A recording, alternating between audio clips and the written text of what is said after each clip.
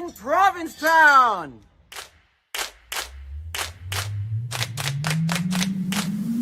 Good morning, everybody.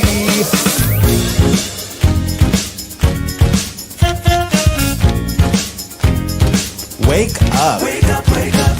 In Provincetown. This week featuring Wake up, wake up. Can I have some coffee? Wake up, wake up. Make it strong, please. Hey. Ho. Hey. Wake up, wake up.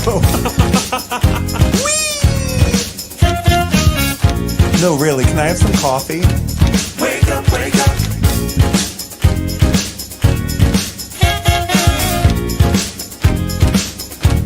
Wake up, wake up.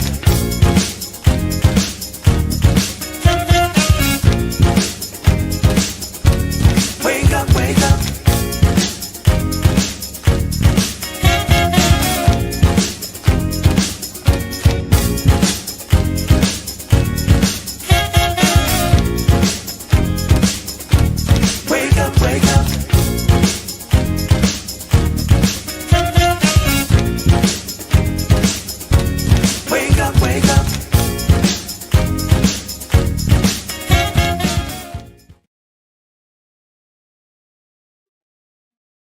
It's April 11th. Please welcome our co-host, Mackenzie Miller. It's me. Hi, everybody. I'm so glad to be back for, I think, my 8th or 9th visit here. Annual visit, Heck definitely. yeah. But it's nice to have you in the co-host seat. Thanks for having me. And, of course, Margaret, everyone. And of course, yes. He, him.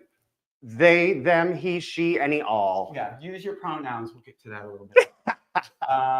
How's nobody been doing laying around? Just hanging out. You know, winter's really, really quiet. No, thank you so much for that. Y'all, again, my name is Mackenzie. I am here to represent Bob or Harrison missing, but I'm also here to let you know about a fantastic new show that is coming at you for our 5th year here in Provincetown. 420 Honey, our big ganja spectacular, is back for its 5th year. This year we're going to space. It is called 420 Honey Space Cake. So we are leaving planet Earth and we forget everything you ever knew about a previous 420 show, y'all. This year, we have star-crossed alien queens. We have non-binary robots. We have interdimensional visuals. We have planetary genocide. We have it's just like it's a documentary. It really could be. Life imitates art. Yeah, well, let's hope not. But no, absolutely not. No, but thank you just so much for having me. We're so thrilled to have the show back up and running. This year, it's the biggest show we've ever put on. It's a cast of 16 people. Wow. Yes, we've been working on it for months and months and months. I actually started writing it just after the last year's show ended. So it's big, y'all. This is the first time we've ever done a fully scripted 2-act with an intermission 420 show. And so please come check it out. Have your edibles, smoke a little something. It can only help. Right. But yeah, I'm so thrilled. It comes up on the 19th and 20th of next week. Excellent. You get tickets only at the Crown. Only at thecrown.com. Please go check it out. You don't want to miss it. And I've seen every one of these iterations. It's always a blast. It's always fun. And it's like, you're creative and you work hard. You put the work in. And sure do. And it shows. And it wouldn't be possible without this awesome community. Everyone shows up for this. They come out of the woodwork and really make it happen. Like I said, we have a cast of 16. We got Andrew Lennox coming in from New York City to do our lighting and sound. Wow. And we have the amazing Heat Mac doing our scenic design again this year. It's really fun. And and you can't smoke on the premises in case you don't know that that's the rule. So, edible beforehand or go off property during intermission, down an alley. I couldn't tell you what to do, but just not on the premises under some liquor license. In previous years, we have had people light up in the theater and we have to stop the show, and we don't want to do that. No. Enjoy your fun beforehand. And you can't do it during the show. It's not going to kick in. It's not going to kick in. You want to come kick. You'll be at Tin Pan Alley afterwards when all of a sudden, woo, yeah, pre-kick. Oh, speaking of Tin Pan Alley, what a great lead segue. Tonight at Tin Pan Alley, starting at 5:30, art by Timur Naylor. You can check her out on Facebook. I went to get a painting from her yesterday when she was doing her installation, and it's all Provincetown scene. She hasn't been painting for a while. I mean, she kind of gave it up, and now she's back into it. And it's a lot of harbor scenes, and they're beautiful, they're dreamy or whatever. But I saw this in the corner. I was like, I want that one. She's like, really? She's like, when times get dark, I tend to paint donkeys. And I was like, well, that's why it's coming on the show today. Beautiful ass. Go to Tin Pan Alley, check it out. 5:30 to 7:30 tonight's a reception. You can meet Timmer, and the art will be up all week. I love that they're doing that collaboration over at the Tin I think Pan it's Alley. fantastic. I think it is wonderful. As I always say, art everywhere in this town. Speaking of art, I hope you enjoy our new set design. We're making sure that everything doesn't wash away in a flood, and we will talk more about that with our two handsome gentlemen from the town staff of Jim and Tim coming on to talk about coastal resiliency and what the town is doing to help protect properties from flood damage. Amazing. Yeah, Amazing. cool. We also have today Carmen and Mike from the PPG talking about the Summer One program, and Jim Dalglish and Bill Jacobs of the Helltown Players to talk about their show, More Little Devils, a series of short plays that are being performed at the Pilgrim House next weekend. Fabulous So we have a very full, and we go to the Harbor Master. I mean, it's a full show. We got it all for you. Yep. So thanks. What's going on in your world or the world? All right. So this again, we're not talking politics a lot because it's so overwhelming. I haven't read the paper in 5 days because I just see it building up on my desk. Lovely. And I tried to, they sent me a notice saying, oh, we're doubling the cost of your New York Times subscription because I've been on an introductory rate and it's not going to be double. And I was like, you know what? I really can't afford it. I'm all set. And they're like, oh no, just kidding. Since you've canceled, we're going to bring it back to you for half off. I just did that to my Hulu, all of my, the streaming apps, and they all want to keep you. So honestly, start canceling them. They'll keep you for like $3.99 for 3 months, and then you can do whatever you want. I love that. I'll be making money in 3 months. So we can... Yes, because I've been like, Paul, why do we have so many apps? Yeah. We only watch 2 of them. Anyway. So the White House, surprisingly, Carolyn Levitt, and that fucking puss of a face, I can't stand it. So if you have a preferred pronoun in your email, do you? I don't. I'm of a certain age. Everybody, you know what? Fair. It's about being an ally. So we should use them. I just, in general, don't, and I'm trying to be a little bit better. I do honor other people's, of course, but I don't in my everyday. I barely type an email and like thumbs everywhere. Carolyn Levitt, who is the White House press secretary, any reporter who chooses to put their preferred pronouns in their bio clearly does not care about biological reality or truth, and therefore cannot be trusted to write an honest story, says Miss Levitt. Or if you, girl, this is the face of the oppression. This blonde, you know what? It doesn't matter what color. Anyway, judging by that picture, I know I'm wearing less makeup than her. Oh, I haven't even heard her speak, but I'm sure she talks like this. And anyway, whatever. Horrible people. Let's talk about. There's a couple of good things. Let's go. We love good things. So I didn't fully read The Independent this week. I was busy. Are you busy this week? Let's not even talk about it, girl. So sleepless nights. Yes, I just a couple of good things from The Independent this week. The state has banned all large shark fishing on Cape Cod because last year some numbnuts were chumming the water off LeConte Hollow Beach near surfers with drones in order to get great white sharks to come in. And they were like, we weren't doing that. We were fishing for the other sharks, which is legal because it is illegal to hunt for great white sharks. I was today years old when I learned that you could fish for sharks. Yeah. But basically, there aren't really any other sharks in our waters. There are some, but there aren't any other sharks in our waters, right? Other than great white sharks, and they're doing it for likes on the social medias and blah blah blah. So they have now banned shark fishing. That would take and they did it by banning the equipment that it takes. Okay, I was going to say it would take a very certain something to get. So it's banned by banning. Good shot. That's because I wasn't focused on hitting the garbage can. There were protests in town, all up and down, all across America, but ours had a great turnout. Proud of this community, proud of this town. Yes, and also another good thing is, the feds have reinstated the fired seashore employees for now. Dum, dum, dum, dum. So there were 3 people laid off. They've all been rehired. We'll see what happens with that. But Check out the Independent, Provincetown Independent, your local newspaper for news and truth. Fabulous. And we love them, and we partner with them to have them on the show as much as possible. So that's the news stuff. Town meeting this week. Town meeting this week. Did you enjoy town meeting this week? I was very supportive from my little theater office. Unfortunately, I did not make it. Oh, were you busy? I was, Mark. I was so busy, but I know, and look, you have a reason. I'm not kidding. Anyway, it was great. Excellent. I went right at the beginning. I was like, oh, it's not a huge turnout, which is a lot of times a good thing because that means people aren't up in arms about stuff. I commend town staff. Everybody was prepared. Excellent. And we spent a lot of money, and we advocated for a lot of things, and citizens petitions passed. And I will say one thing. I don't think Mary Jo, who I love, our town moderator, likes the citizens petitions. She always seems very short about them. Like, you with this idea. But she's very like, no, and you know what? And I love it. Right. It was very much like, all right, moving along. I was like, you let this guy talk for like 10 minutes droning on and on about this financial blah, blah, blah, that he was in the minority of. He was in a minority. He wasn't even like I mean, twice he got up and bored us to death and then wanted us to pass 1,000 cap short-term rental licenses and bored us again. And maybe have citizens petitions 100%. Absolutely. 100%. They get a lot of things done. They move the needle forward.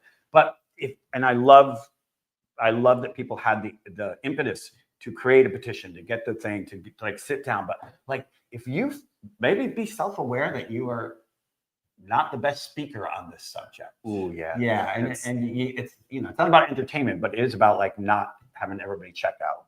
Slides were terrible. Everything. Oh no! You can't have bad slides. Yeah, I mean, you can't have bad. The slides are the slides and sound in town hall are bad anyway. You better make them good and punchy. I bet a DJ would really pump that up a little bit. Exactly. I'm looking at you. Yeah. A little tune and beat, good slides. The kids sang, and some That's people sweet. raised the flag. I mean, and Pledge of Allegiance. Where do we stand on our gender inclusive bathrooms?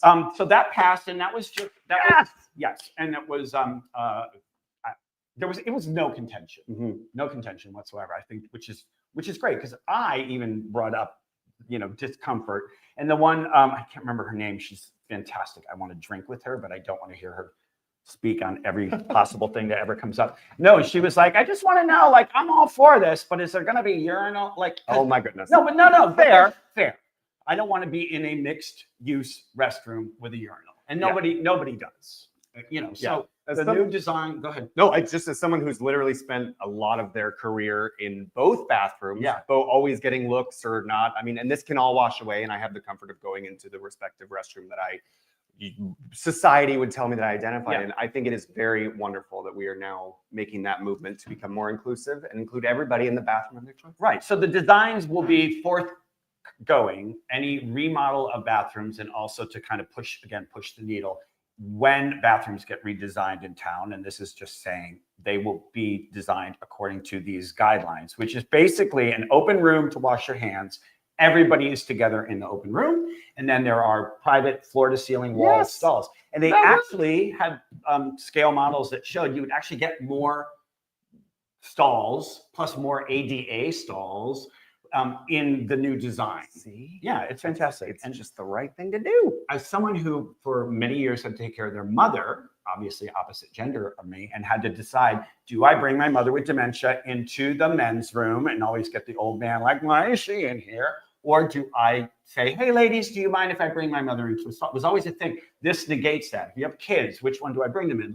So it just works for everybody. And mostly it is for the safety of the members of the trans community who are part of this community. And we're going to be leading with safety for them, because you can't say we want everyone to come to P-Town and then have problems when they get here. Like, where do I go? Anyway. That's right. So there was that.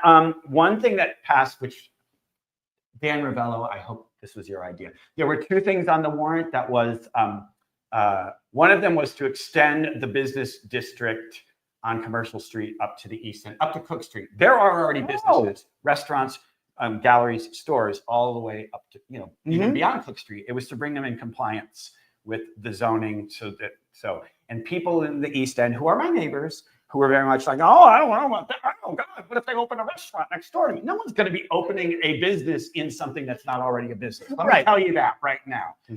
It was kind of a way to say, but maybe we should do something that makes the businesses that are there stay. So that didn't pass, and it was kind of narrow, but there was a lot of grumbling from the East Enders. We like it quiet out here. I was like, this already, especially in the East End. Yeah. So, but I hear about the strip club at the library. Oh, I'm kidding. No, but you can have a strip club on Shank Painter. We learned. Oh, so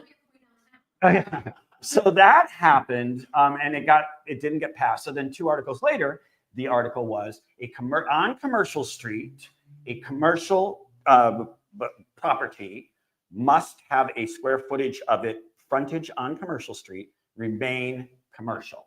Meaning a gallery that's 4,000 square feet has to have, I believe, 1,500 square footage commercial on the street, but you could put a condo behind it. It is to keep the vitality and of the commercial part of Commercial Street active, because no one wants to come here if there's 4 stores after they spent $40,000 to come here for a week. So it was, and that passed, but the same people that were like, well, I don't know about, they're going to open a restaurant next tomorrow to me. They're like, does this mean Liz's will always have to stay Liz's? And it was like, yes. They're like, yes, but I'm voting for that. I'm voting for that. So hey, whatever it takes. Whatever it takes. It did affect some people who had a purchase that was in the process, and it was a pretty big deal, but oh well.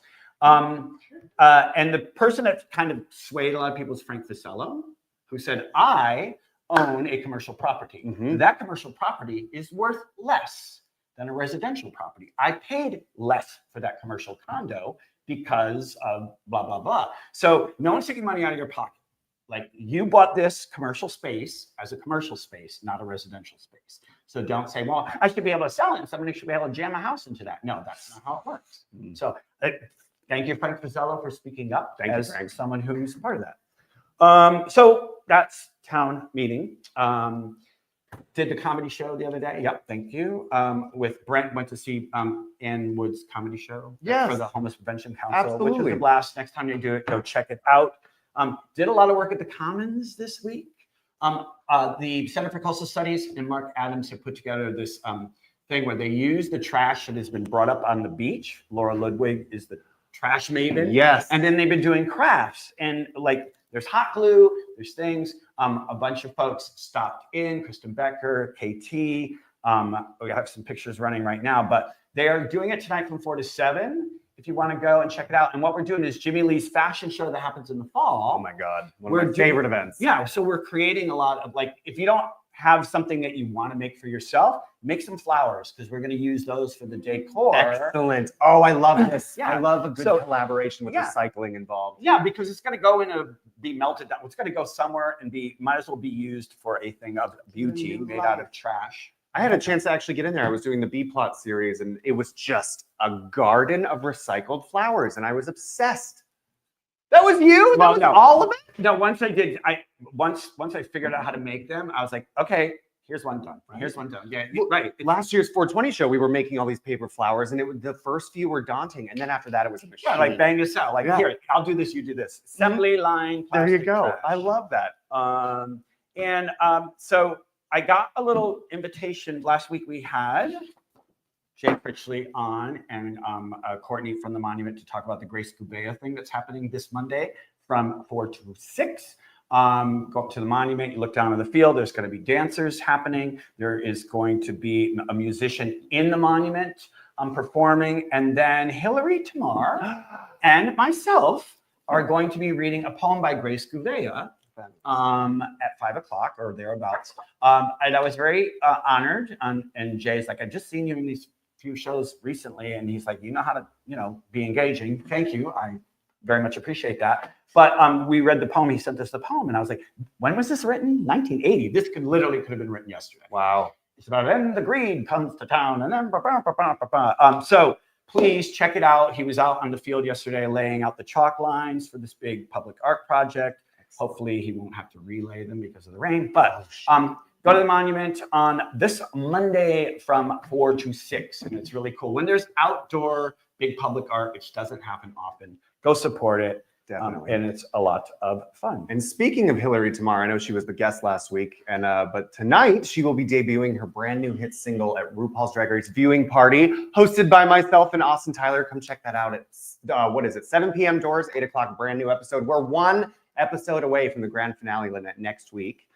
And we, if I can You I may, pitch of this real course, quick? we're good. For the finale, y'all, we are bringing in season 17 sweetheart Lydia Butthole Collins. So we would love to have you come check it out. Come meet her. We're gonna have all of our queens come back who've been performing all season with us to kind of do a lovely sort of review. And we just love to come have you enjoy the finale with us. But Hillary Tamar tonight debuting her brand new single. And if I may, Yes, please. speaking of Hillary and Ms. Butthole Collins, not conflating the two. I also was asked to be part of the Easter brunch at the Crown next week. Yes. I'm really enjoying my third act of being back on stage. I'm glad to see it Yeah, too. I'm babe. loving it. I'm glad But to see it I too. will be playing. We came up with his name, but I can't remember what it is. I will be playing the Easter Bunny. Whether or not you're going to see my face, Jonathan has promised me. I just said only if there's a big, ugly, really worn, filthy head. Oh, that I yeah. can wear, and he's like, "Oh yeah, I got you on that." Do you have lines? Are you singing? TBD. TBD. Haven't seen the Love it. script yet, but I'm sure whatever it is. He was like, "What song do you want to sing?" I was like, "I don't know. That's your job. Figure it out." You should sing it just with the head on. Yeah. Like the Peanuts adults. Oh, that kind of a that'd but be like cute. a song with some Sondheim song where it's like One of those pattern. a lot of 100 people. yeah. That would be super entertaining. Look, if How's you've the heard me Easter Bunny? sing, it's not Innovative. Brilliant. yeah. I- Let's just say I'm being Bad Bunny. Oof, I would not mind being with Bad Bunny. That's Get in line. yeah. Oof, honey, he is fine. Speaking of that, so I think we covered that. Oh my God. So Sam opened her show last week and it's been great reviews. The Lion, the Witch, and the Wardrobe. Y'all, And that is at the Harwich. Cape Cod Theater Company, Harwich Junior Theater. Excellent. So if you Alright. have kids or if you're kid at heart, if you like the books, go check it out. I'm sure it's play until the 27th this month. and you're playing Mr. Tumnus. Mr. Thomas. One of the coolest Mr. Tumnus makeups I've ever seen that Sam did for themselves, and it's fabulous. I can't wait to go see it. It runs for how much longer, you said? Till the 27th, and we do all the children's vacation. Oh, school vacation week. I loved doing that. That was so. Did you ever do Yeah. children's theater? There was in my early Seattle years before I discovered this bitch. We would always take the day off to do the matinee for all the schools that would bus in, and Yeah. I was when I got to play Bernardo in West Side Story, and For kids. for kids, we only did the. How first many act. bullets in this How many gun? bullets in this gun? This is the Nerf gun. I remember because as Bernardo, I died. Well, not to give anything away, but I'm assuming everyone has seen it by now. But I died, and I was hell bent on making it the most dramatic death ever. Really? So when they turned me over, I left my eyes open, looking at the audience, and all of the kids were just like, "Whoa!" But then I was laughing so hard because they were freaking out about it, and so I ruined the whole illusion. The illusion, Right. was ruined. That's like that's when you realize you've taken everyone's attention, and they're all like looking. Is he gonna blink? Is he gonna blink? Is he gonna blink? What's her name with the cigarette? That did the it was not it's not Joan Crawford. It's some old Hollywood. Anyone? Old Hollywood. She no. She was on stage and she like had a cigarette and she Tallulah Bankhead. She had a cigarette on stage and it was burning and burning and the ash was getting longer and longer and longer. And she realized everybody was now looking at her, waiting for the ash to fall. The bitch had put a wire inside of her cigarette so that the ash wouldn't fall, and she was like, "They're all looking at me, darling." Production value. I love that. I love that. That's just so underhanded. Wasn't there a famous choreographer too that like famously did a whole dance while it just burned down and it didn't even ash, like it didn't fall off? I don't know if that was real. Is that a Martha Graham thing? Seems odd. I don't know. Martha Graham. Did Martha Graham? Yes. If you know said choreographer, it's in the comments. Hey, one last thing, and this is we're talking about being allies and stuff. So I have been checking in on work progress at a friend's house, which in the work meaning the company came in and ripped the roof off, and they're like, "Oh, you owe us more money because this has to be replaced." And blah, blah, blah. Anyway, it finally got got fixed. But I've been checking in on it, just seeing the progress. And I went to go speak to the work crew yesterday, and it's always there's always somebody different there. And I get there and I don't recognize anybody's face, but they're working very well. And I was like, without being disrespectful, I said, English, and they're all like, and I was like, okay, let me pull out my terrible Spanish.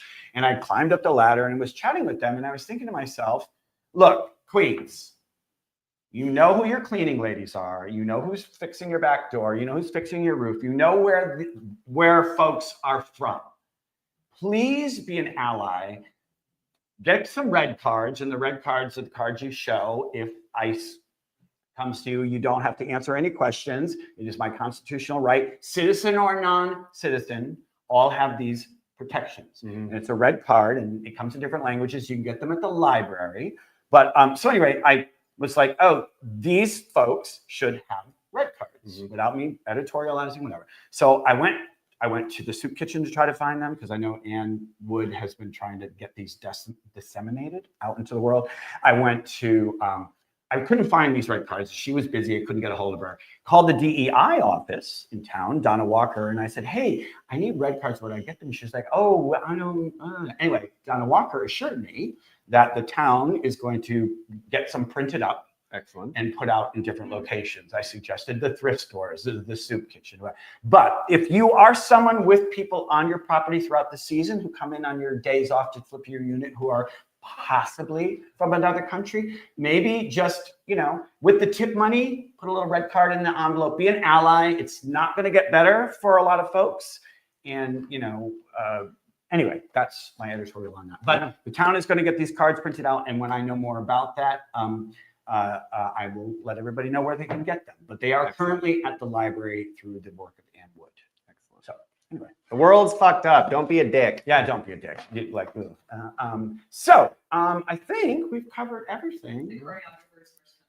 It was Merce. Thank you. Thank you, Stephen White. Thank you, Stephen. Well, of course, Stephen White would know. I was tricking for a while with a dancer from Merce Cunningham when I was going into New York a lot, and the guy had the most busted feet. I mean, it was because he's a dancer. I know, but they danced barefoot. And I'm not a foot person. They're gross. I don't want it anywhere near me. But I was just fascinated. Like I busted his. Yes. Yeah. Continue. Speaking of busted. Continue. I was like, oh, I can't look at your feet, but you are hot as hell. Yeah. It's At least they're sexy from the ankles up. Exactly. That's a lot to work with. Yeah. That's a lot to work with. Can you just keep your socks on? All right. Sometimes the socks are worse. Anyway. All right. Porn with short socks. No. Right? No. I didn't want to get on this subject. Not out me. I'm sorry. We don't like shame in this establishment. No, wear your short socks, but not in porn. And especially, all right. I'm gonna say this. Cute guy wearing like loafers, or whatever, say a sockless look. And you go home with them and they peel off that shoe and it has that little ped on it. They're wearing those little no-show peds. That instant downer for me. Now, for someone who has a specialized kind of shoe, sometimes those socks are required, Mark. The trick is to peel the sock and the shoe off at the same Oh, time. okay, all right. The illusion. I never want to see your foot in the ped. Sorry. I am going to get you a bulk size economy pack of those little itty bitty socks and just leave them around for you. I remember the one that used to have the ball on the heel, like the women's tennis socks. I have a few of those. I love it. Bring it back. Bring it back.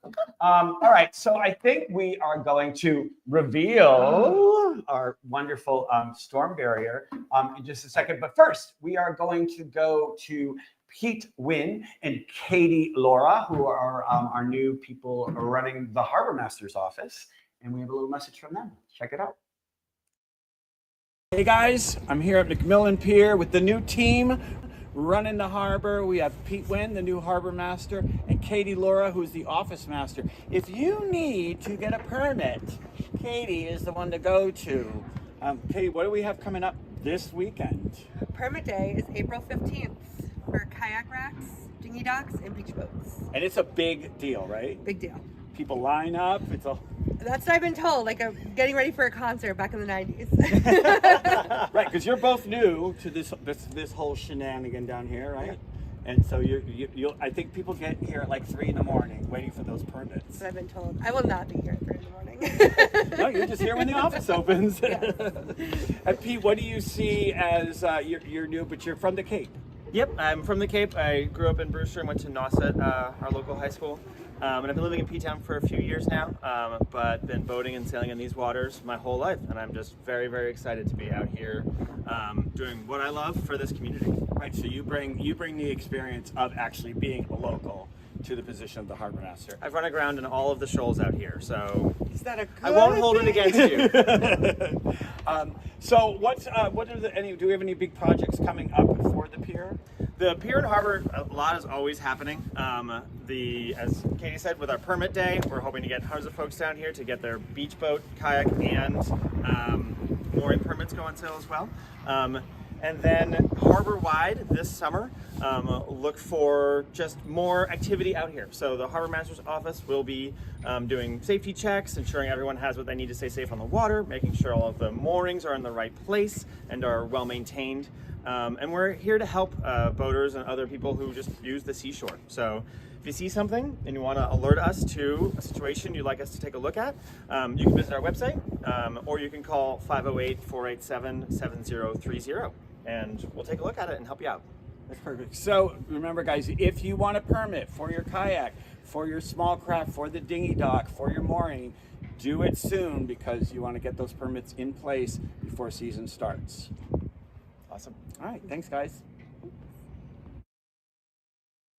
So get in line for those permits because they do, like, there are people camped out to get those kayak permits because there's only a certain amount of them. So please welcome behind the storm barrier, Tim Famulare, who is our Director of Community Development, and Jim Vincent, the Director of our Department of Public Works. Thanks for coming on today. Thanks so much for having us. So if you don't know what this is, Jim, the town has been very proactive in getting things to help protect homeowners and to protect town property. And this is one of the things that we have acquired.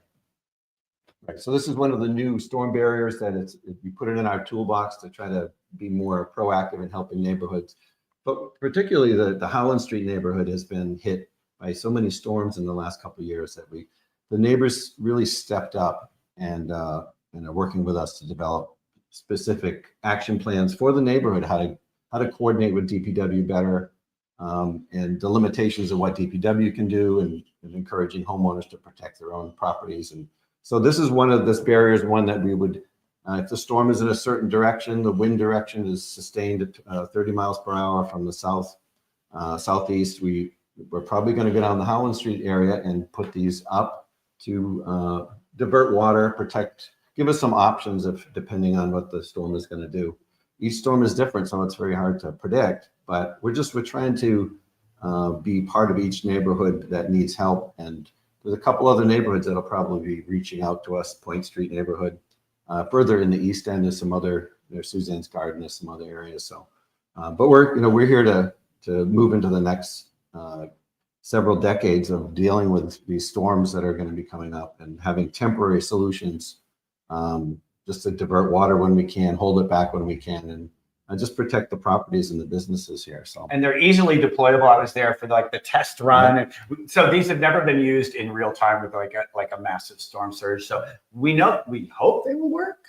Right. Well, at least there's a tool in the toolbox now, one of many that the town is doing. And I have to commend the town. I have to commend you being helpful, like in the old days, whatever, like there wouldn't be so much help. Like we can't do that, we can do that. I think recognizing that we're going to be more and more vulnerable to tidal surges and sea level rise, et cetera, to protect properties. And there's only certain things the town can do, like these barriers, but the town can't put anything on your property in order to protect against storms. That is the homeowner's responsibility. You get sandbags. The town will get sandbags to you in a coordinated effort, or you can go pick them up at the town, at the DPW site. But you have to take responsibility for your property. This is way the town can bolster that protection. But you know, I really commend town staff for thinking through. We've been working on this for a while. Right, and we want to thank the neighborhood. You know, each neighborhood needs a couple of leaders to just step up, and I think the Holland Street neighborhood was traumatized. I mean, they still, anytime there's a storm, you can see how a powerful storm will roll through that area, and how the neighbors are really stepping up and doing what they can. I think it's just the anxiety of a storm. It's like, well, what can I do? Well, now we have some other tools that can at least help and keep us focused and have some action plans. So, and I think that neighborhood is really exemplifies the saying that our neighbors are our first responders. Right, and we have to be, and you have to be. And the thing is, like, you know, people are like, oh, I live up the hill. What does it matter to me? And as I've said, like, if you're looking down on a neighborhood that no one is in for 2 years because their houses have flooded out, then you're not in a neighborhood. You're just in a war zone, basically. And so, you know, it is for everyone to sort of gather together. And those people in the West End on Point Street, come up with a plan. The town will work with you. We've all worked together on creating these action plans, on making sure storms coming, you have to be prepared for it. Because the town is not going to come to your rescue and bail your house out. You've got to protect your property. And we, coastal resiliency. Yes, yeah. So the town has also been working with the Coastal Resilience Advisory Board, which consists of 9 dedicated volunteers, one of whom is Marc. Thank you very much. Is a member of the board. We've been working since May on developing a town-wide comprehensive coastal resilience plan for the next 50 years. Basically, what we can anticipate with respect to risks from coastal flooding and sea level rise through 2070. So we've been working with a consulting team since May. We're expecting that plan to be released in June. And we've had 2 community events. The first, you may remember, was in June on Town Hall. It sort of talked about what Provincetown can expect for flood risk over the next 45, 50 years, and basically talked about what some of the goals of the plan are. The second talked about sort of high-level concepts of what kind of opportunities there might be for the town to improve its coastal resilience. And we'll be having a third community event. We did have to reschedule it. It was advertised in the Independent this week as this coming Thursday, the 17th. It's actually going to be May 1st. We did need to postpone it.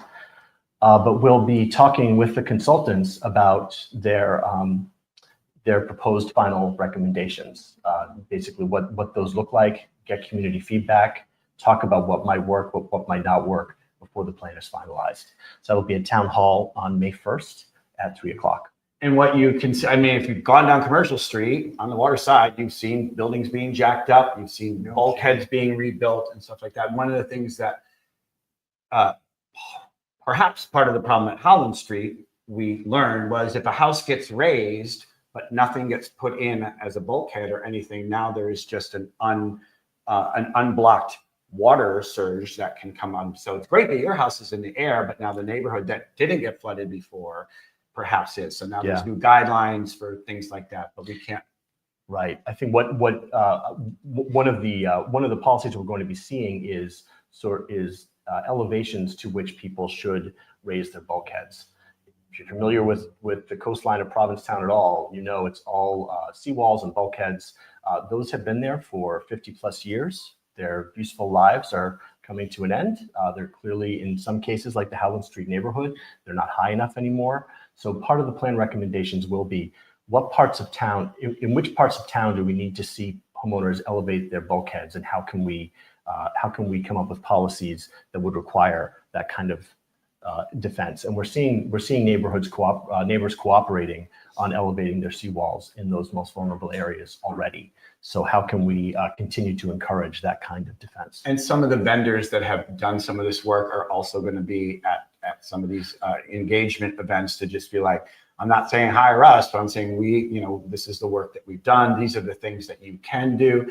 Some of the things that you can do. Don't store paint and crap in your basement. Yep. Like, because if it floods, that just becomes toxic soup. Like, don't have your mechanics. If you get a new boiler and stuff, don't have it in the basement. Right. A lot of people here don't even have basements because of the groundwater. But like, get stuff up. The water is going to get higher. There's no doubt about it. Off the first floor, get those furnaces and hot water heaters up. That is a major capital investment, but over the life of an appliance like that, when it comes time to replace it, think about how you can make that safer and get that out of harm's way. Yeah, and some of the guideline designs are like, you see a house go up, they are not increasing their living space. That's part of the rules of when you raise a building out of the floodplain. This can be storage, this could be like a patio set, but no apartment can be here. Like a lot of these places that you see jacked up in the air, what's behind the foundation is nothing. It's a wash through, right? It can't legally have anything. That's right. Parking, access, and storage are the only uses you can have below the floodplain. Because you're increasing the square footage of your property technically, but you can't just gain a bedroom or a rental underneath these things. Yeah, because you're endangering people. Right. Jump in here because I have nothing. Sure. I think what the plan is looking at is essentially what can the town be doing. So over the course of the next 50 years, we'll have near term. What can we do? What can we start getting underway by 2030? What will we need to do by 2050? What we need to do by 2070? The flood elevation baseline is 2008 that we're using. So by 2030, we're expecting sea levels to have risen 1.5 feet above the 2008 level. So, that's just 5 years from now. We've already seen it. It's pretty apparent from the storm damage we've experienced in the past 10, 15 years. But essentially, what the plan will recommend is what we can do about town infrastructure to protect our infrastructure. Where can we raise roads? Where can we get some of our infrastructure projects to consider elevating important components? We're seeing that underway, the central vacuum system. If anyone in town can see behind, basically by the municipal bathrooms, by the pier, you can see that building going up. That's protecting some critical infrastructure for a downtown sewer. The plan will also recommend building level adaptations that private homeowners can consider, like we talked about. What kind of products are you storing in your lower levels? How can you raise your utilities? Obviously, elevating a home is a very expensive endeavor. We're going to be looking at potential funding sources to assist private homeowners with that. But also there are some building level adaptations you can do that aren't necessarily elevation. Things like dry flood proofing, which means keeping water out. Wet flood proofing. What parts of your home is it okay to let water in, and how can you design that to make it more flood proof and cause less damage in the event of a flood? Even just barriers over your windows, retractable barriers if you are vacating your home for a season, for a winter storm season. Yeah, you see it'll be a big toolkit as well. Yeah, a lot of people that go away for the winter, when you walk the beach, you're like, okay, so if there was a storm, that grill is going through that window. Like there's a lot of people that don't think through because they haven't. Right. And the weather patterns are changing in a way like there didn't used to be storms coming in from the south in the winter time. And now we're seeing those, and we're seeing neighborhoods getting flooded that didn't used to have it. Like a nor'easter, everybody's like, oh yeah, but it's like the southeasters that are southwesters, southeasters. Yeah, those are for some reason previous 2 winters, we were safe this winter. Luckily, we've seen this change in our weather patterns. We used to see more winds out of the northeast. Now we're seeing more storms out of the south. I don't know if that is going to be a trend that we'll be seeing. It's hard to say. Or how much that shift is related to climate change as a whole, but it's clearly something that the town needs to prepare for, and we are. Yeah, and sea level rise, if you don't believe in it, water gets bigger when it heats up. So it isn't just the glaciers are melting, putting more water into the sea. It's the water that's in the sea is getting bigger, increasing volume because it's heating up. Right. It's coming for you, so be prepared. And the town is really leading the way in a way that hasn't happened in the past. So it's been pretty great. Yeah, we'll be the first municipality on Cape Cod to develop a townwide coastal resilience plan. We took a lot of assistance from Nantucket. They developed theirs in 2020, but I think we'll be the first on Cape proper to develop this kind of a plan. Great, it's amazing. Yeah. Thank you both so much for your continued care of this wonderful little coastal town we have. Thank you. Thank you. Yeah. So May 1st will be the engagement at Town Hall. So check it out. Go to the town website to find out more info on that. Thanks for coming out today, guys. Yeah. Thanks for bringing our old barrier. Thank you. So let's take it away to the weekly roundup with Sam. Good morning, Provincetown, and welcome to the Wake Up Weekly Roundup with me, Sam Sewell, for the week of April 11th through April 17th. Starting today on Friday, you can catch a free film screening over at the Water's Edge Cinema for our LGBTQ plus filmmakers and residents. This time it's Mackie Mallison with 3 short films at 11 a.m. and a Q&A after the film. Also, there will be showing these free screenings on April 12th at 11 a.m. as well, so go check them out at Water's Edge Cinema. Also today, the Lobster Pot is opening today at 11:30 to closing with their full menu. Congratulations, 'tis the season. Then later today, if you haven't gotten enough of Wicked, they are showing the Wicked sing-along version over at the IB schools. The movie starts at 6 p.m., doors open at 5:45, and all of the proceeds from their concession go to the schools. So go help out our thespians over at the IB schools. Then later on, you can catch Hillary Tamar performing her new song after RuPaul's Drag Race. Things are heating up at RuPaul's Drag Race. It's getting into the final times, but I am very excited to see this new song drop. So go check them out over at the Crown and Anchor. And later you can check out Clint, who will be playing at 9 p.m. at the Piano Bar on Friday. And then on Saturday, Hillary will be at the Piano Bar as well, starting at 9 p.m. And if that's not enough singing, there are a few of us getting together, a karaoke crew, and every weekend, starting at 9:30 over at the Governor Bradford, you can catch Dana Denzel singing it up with Dalglish karaoke. Come check us out. Then on Saturday, the Provincetown Recreation Department, the PTA, the Pilgrim Monument and Museum, and Seashore Point would like to present to you the 7th Annual Spring Celebration with an Easter egg hunt, and this is moving indoors to the community center due to rain. The festivities are set to start at 8:30 a.m. and go to 10 a.m. Also, the post office is opening back up with their series of brunches happening all weekend long. You can check them out at thepostofficecafe.net for all of the lineup of events that are happening.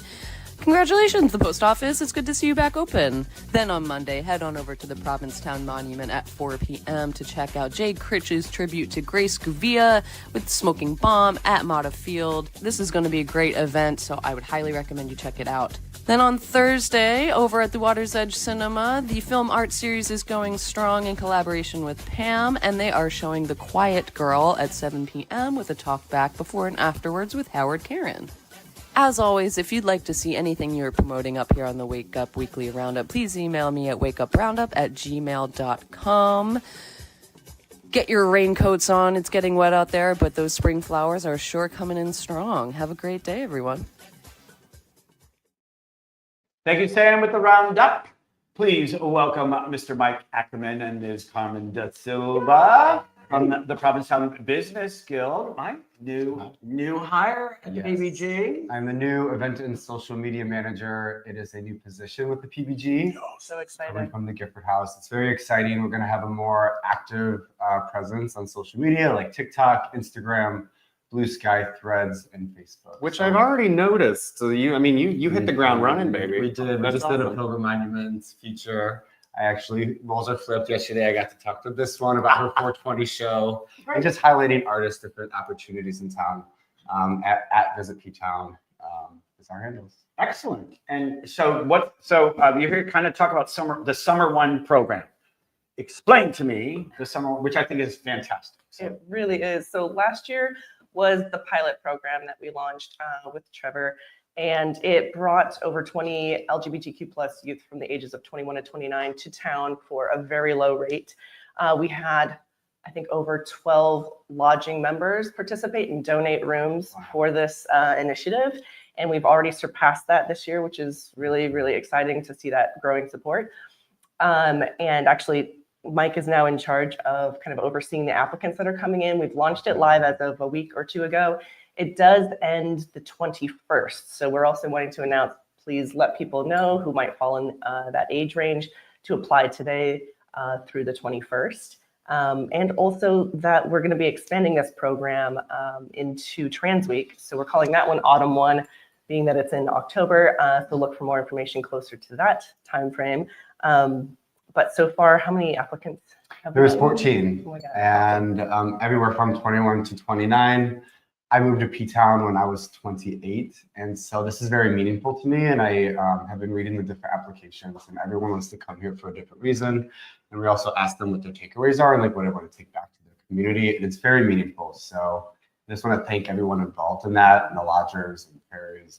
It's important. I mean, we all know the demographic in this town. It's queens of a certain age, and women of a certain age. Yeah, but like it's expensive. It's expensive to come, especially in season. Who the hell wants to come here in the winter if you're a young gay? But you know, And the real hardcore ones do. More to do now. Yeah. But for first-time visitors, I think it's really challenging, especially of a certain age. So this initiative was basically started to encourage people to come for their first visit at a very low cost or practically free. We do partner with Boston Harbor City Cruises for complimentary ferry tickets. The rooms are now going to be offered completely complimentary rather than $50 a night like last year. They get tickets to the events that we'll be hosting at PBG all weekend long. So that includes the Queer Comedy Showcase, which has a really exciting lineup this year, our dance parties, and then just suggestions of other things happening. We're certainly not going to tie them into doing all of these things, but it's just a welcome to town during Pride. Here's a great list of options available to you. I think we all, every person in this room who came to this town for the first time was like, wow. You know, I'm going to come back. This is where I want to be, blah, blah, blah. And to give support to younger people to be able to come and experience this. Because once you get a taste, you're going to want to come back. A lot of people who have been saying they don't have a queer community where they live. And so coming here would be very meaningful to them. And they would maybe even from Providence, from Boston, that want to make friends to have back where they live as well. And so, yeah, it's spreading the message out and spreading the, we know we're going to be hopefully a safe haven this summer too, to get out of some of the oppression and oppressive heaviness of other places. So if you know a young queer person, get them hooked up with the PPG and apply. And how do they apply for this? It's at ptown.org/Pride Center. So get that young kid that you don't want to put on your couch, get them into this program. We all know somebody who could benefit from it. So it's fantastic. And there's a lot of new initiatives coming up that I very much can't wait to talk about more throughout the season. It's gonna be great. Absolutely. Thank you so much for having us. No, thank you for everything you do. They are our sponsors, and that's why we're in this room. But I really think the change in the PBG in the last 5 years has been much more proactive, much more, getting younger people here, and not just like, oh, it's a sexy party for the men in the Speedos. It's like appealing to, or trying to appeal to the trans community, to the lesbian community, all of the rainbow letters. Doing it right, baby. Yeah. So thank you all for coming out. Thanks for having us. Thank you. And now we are going to go with our intrepid weatherman. Is Sean shirtless today? Not today. Not today. We'll show you where he is. Come on. Sean will soon be back in town. You'll see him shirtless at Stop and Shop. Like, he'll be everywhere. Let's take it away to Sean with the weather. Good morning, guys, and greetings from the crisp pre-dawn stillness at the base of Peak 8 in Breckenridge Ski Resort, Colorado. The mountain is quiet, the sky is just starting to think about waking up, and we are looking at spring conditions that feel suspiciously like summer. However, my fingers are still freezing. In fact, it's almost time for the annual debate, shirt or no shirt? Is it even weather at all if Sean isn't wearing a shirt? That's what Hillary asked last weekend, to which I say, yes, of course it still is. It's still the weather, just slightly more modest, but hey, who am I to argue with the people if they want shirtless Sean? Now, let's talk P-Time weather, and I wish I could say this mountain magic is headed your way, but sadly, the vibes are not transferable. Today, you can expect early morning rain leading into cloudy and breezy conditions with a high of 44. Saturday turns the wind up a notch with chilly temps and a steady drizzle, highs around 42. Sunday keeps the windy, damp theme going. Expect gusts on and off, rain, and a high near 43. Monday brings a glimmer of hope with a breezy morning giving way to mostly sunny skies and a high of 50. Dip into 42 overnight. Tuesday continues the upward trend with a breezy start and mostly cloudy skies, hitting a high of 58 and cooling off to 38. So yes, spring is coming, just not this weekend. Clearly, she's operating on gay standard time. And speaking of time, today marks exactly 3 weeks until first tee, the official, empirical, and absolutely unchallengeable start of summer in P-Town. Mark your calendars. And on Saturday, May 3rd, the Bowie Bar is also hosting a Kentucky Derby party led by yours truly. We're running a hat competition, so bring your boldest, wildest headpiece and meet us there around 2 p.m. More details coming soon. Sunday, of course, is Solid Gold Tea, and Monday we'll be throwing a Cinco de Mayo party at the Bowie Bar with a few sorpresas up our sleeves. So set those reminders, prep those outfits, and don't miss a beat. That's it for me. Have a great weekend, and don't forget your wellies and slickers to stay dry out there. Guys, back to you in the studio. Thank you, Sean, with the weather. Please welcome Jim Dalglish and Bill Jacobs of the Helltown Players, who have been traveling the Cape with their show of new small works called More Little Devils. Welcome to the show. Thanks. It's wonderful to be here. Yes. We're from Helltown Players, and we're a new organization. We're about 2 years old, and our mission is to produce original works by Cape Cod playwrights. And the last 2 years that we've been in operation, we produced 15 different plays by Cape Cod playwrights. This is the second year of something that we're called, well, last year we launched our entire mission with Little Devils, which was 6 short plays by Cape Cod playwrights. And this year, it was so successful last year that we've decided to bring it back for more Little Devils. We had open submissions from all Cape Cod playwrights. We had 50 short plays submitted. Wow. And we chose 6 that were really, really interesting plays. So we're really happy to bring this back. We started out at Cape Rat, which is in Rooster, 2 weekends ago. And then we brought it over to the Academy Playhouse, which is in Orleans. And now for next weekend, which is Easter weekend, we're bringing it to the Pilgrim House, which will be fascinating. 4 shows. 4 shows, yes, at the Pilgrim House. And this is Bill, who is one of the directors and also one of the writers of one of the plays that we selected. Do you, when you, so you writer, director, so, you know, everything's going through you. Yeah. Do you, you've written the words carefully, written the words, It's true. and you must cringe at any little line. No. You put it in there. Yeah, it's your baby. Me be your controller. In the business of that. No, there's a good point to that. I mean, when you craft a stage play, or I'm also a film writer, so stage play, screenplay. Yes, I mean, everything has its purpose. You choose every word specifically. So when an actor decides to drop a word, or, you know, and the next actor has a line that refers to that word, it's important. But no, we've got some wonderful actors in all of our shows, and we're really excited. We've had great reviews, which has been also nice because, you know, I'm actually acting in one of them as well, which was a surprise to me. That was not the plan going in, but one of the directors of the other play saw me auditioning somebody else and said, "Hey, I'd like you in mine." So, awesome! So that's been fun, you know. Well, then you get as you get to see it from both sides. Oh my goodness, yes, I appreciate it. And you're also a film director. I am. Do Yes. you have a movie coming out? We do. My husband and I have a production company called Shooting Star Creative Works, and we are finishing a major feature called "When the Moon Was Twice as Big."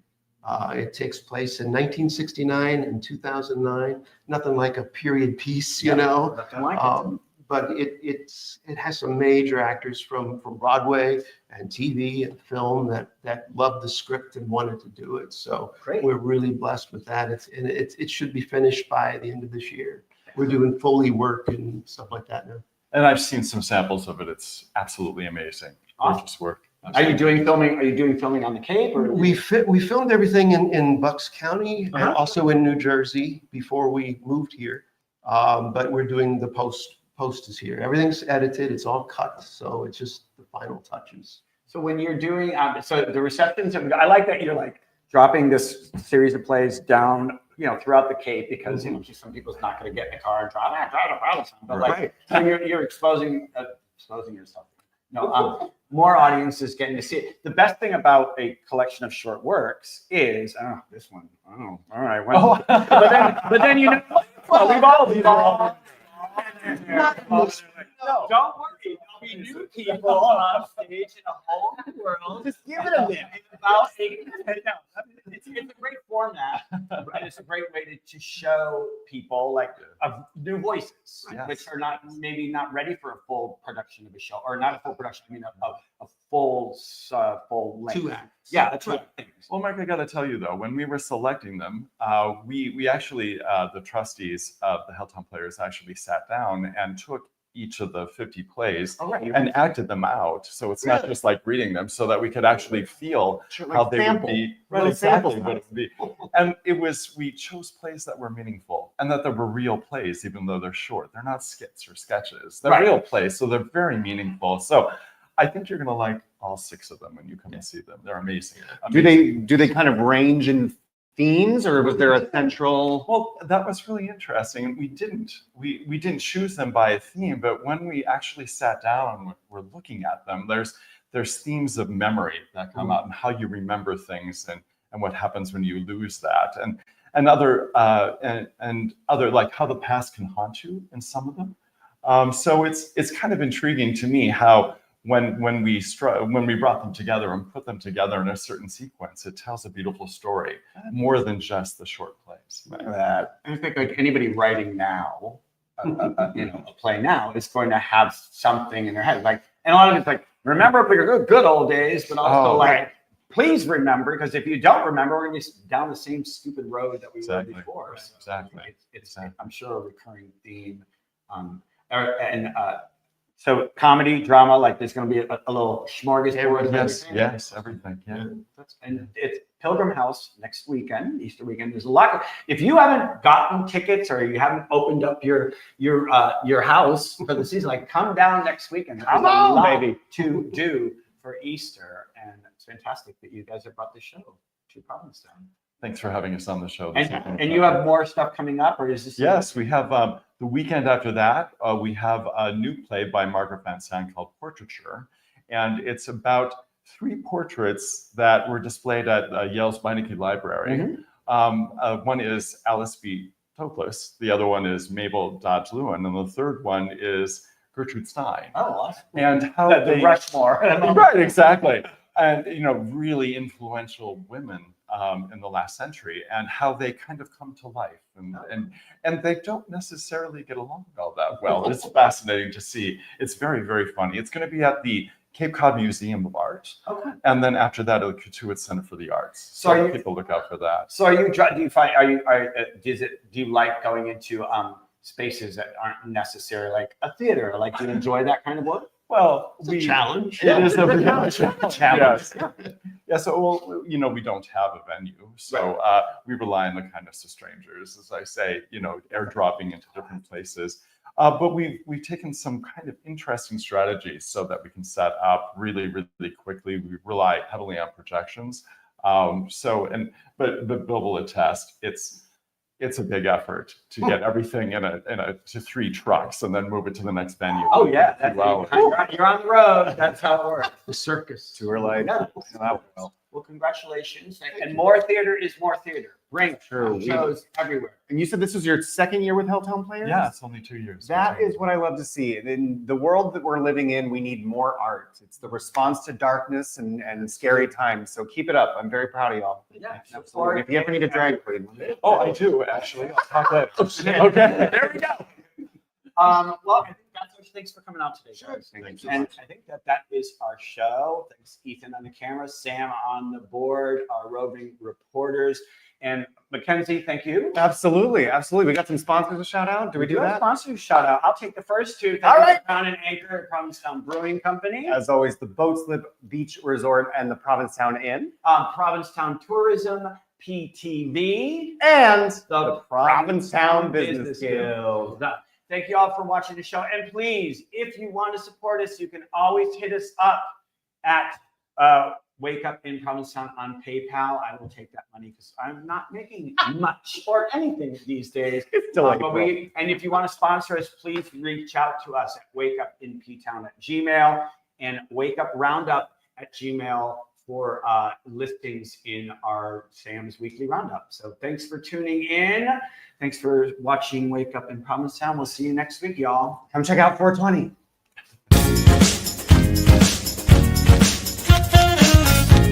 Can I have some coffee? Make it strong, please. Hey, ho, hey, ho. No, really, can I have some coffee?